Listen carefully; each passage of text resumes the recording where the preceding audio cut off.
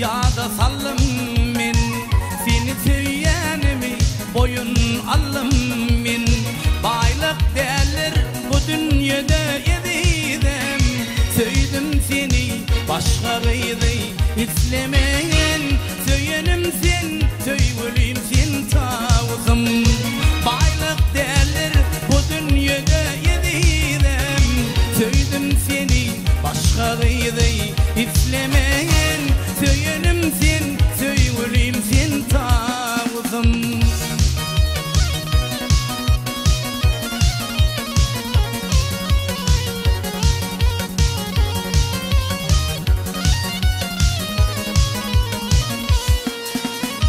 men diyen sözümde dururun ölünçen söyörün men te söyleyim duyunçam yollarda dime yakın gelinçen söyledim seni başka gıydı islemeyen söylenim sen söyleyim sen tavızım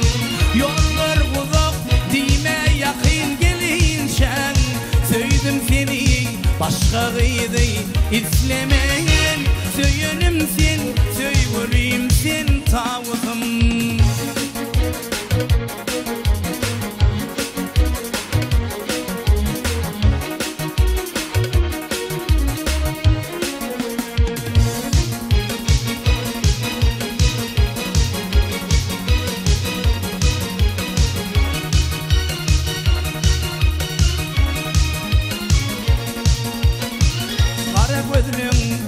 gözümden gitme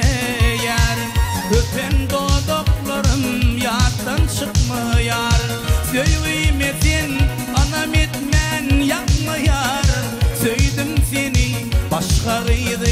islemeyen söylenim sen söyleyim sen tavızım söyleyim etsin anam etmen yapma yar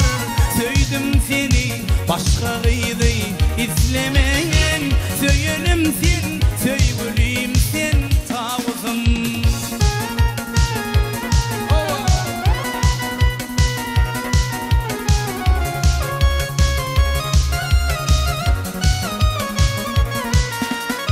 söyleyim nemedini gel gıyız bilinni vaada verdin sol vaadanda durunni İsa barşın göz yaşını görünni söyledim seni başka gıydı islemeyen söylenim sen söyleyim sen tavızım aşık barşın göz yaşını görünni söyledim seni başka gıydı islemeyen